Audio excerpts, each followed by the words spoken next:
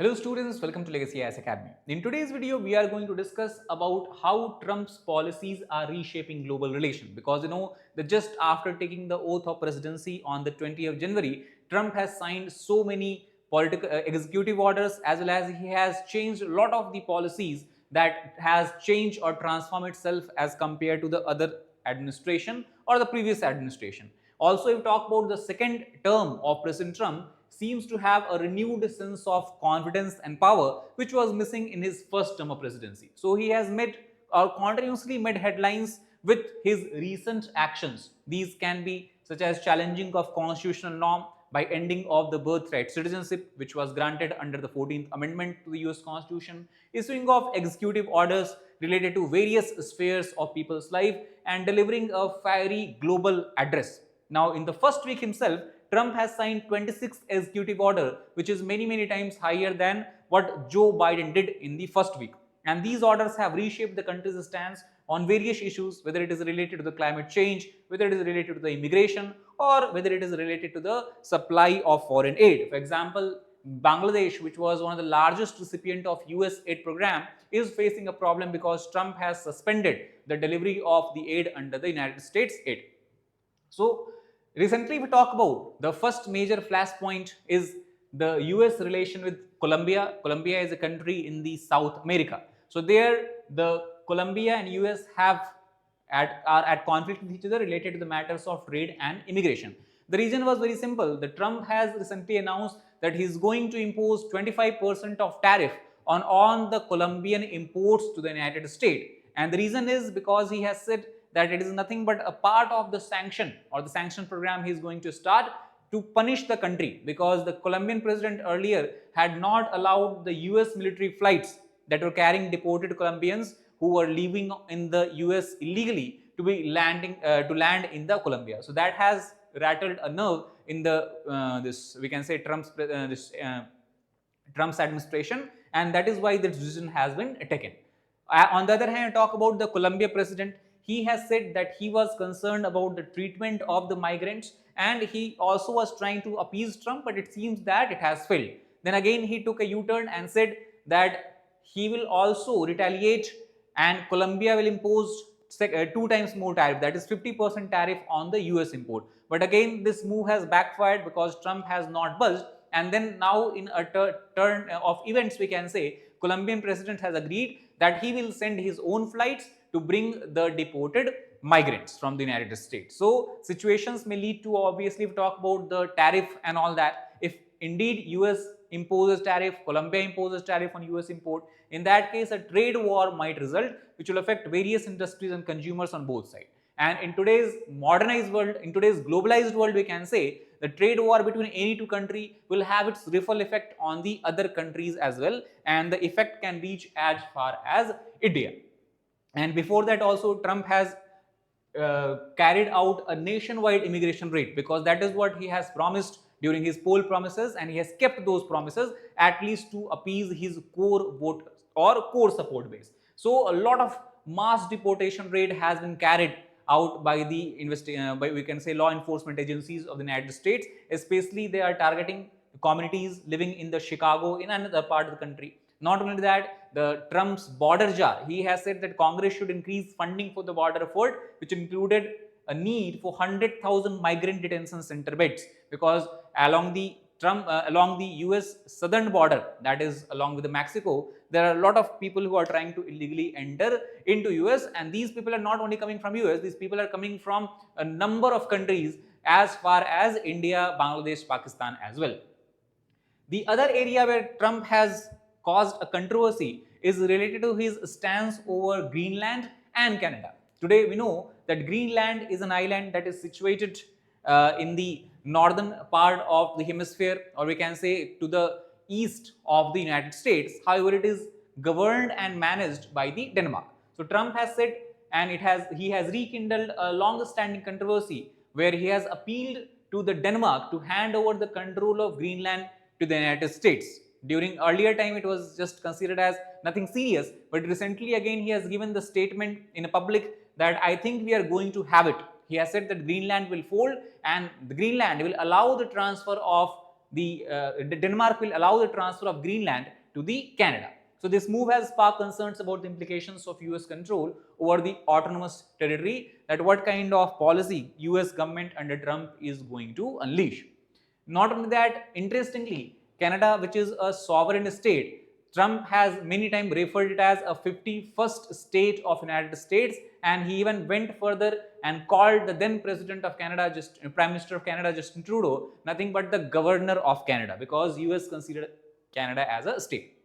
He also has asked Canada to become the part of US, because that is how Canada can avoid the higher rate of tariff Trump is going to impose and during his presidency. So this proposal has been met with a skepticism, with many even questioning the feasibility and desirability of such a move. But nonetheless, both of these moves have raised concern about the respect that Trump is showing to the sovereign states and their territory.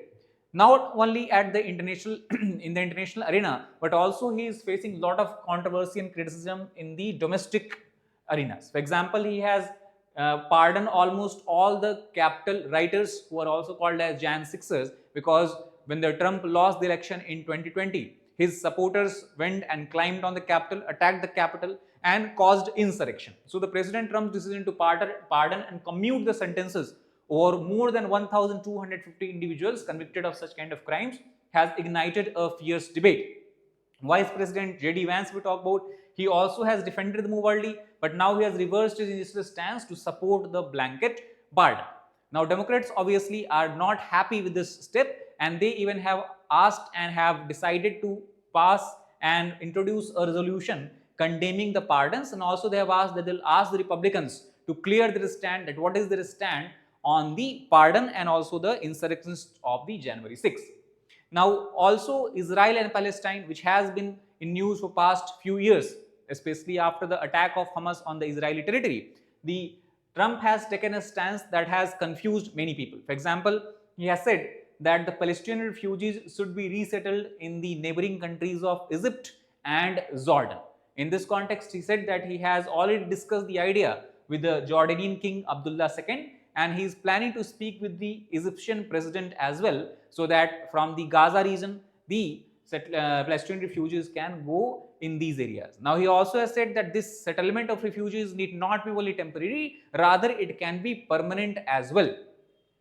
And also, by showing his pro-Israeli policy, he has resumed the shipment of 2,000-pound bombs that earlier Israel used to receive. The bomb is called as Mark 84.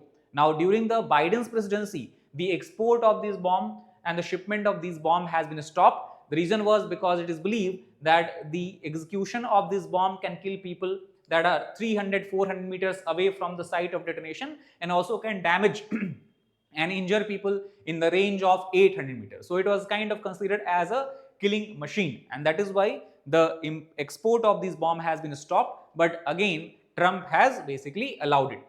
Now, apart from this, if you look at the major areas where the Trump has taken a decision, first is related to the Russia-Ukraine war, where Trump has said that either Russia will have to come to the negotiating table, otherwise he is going to impose much more heavier sanctions, especially on the Russian oil.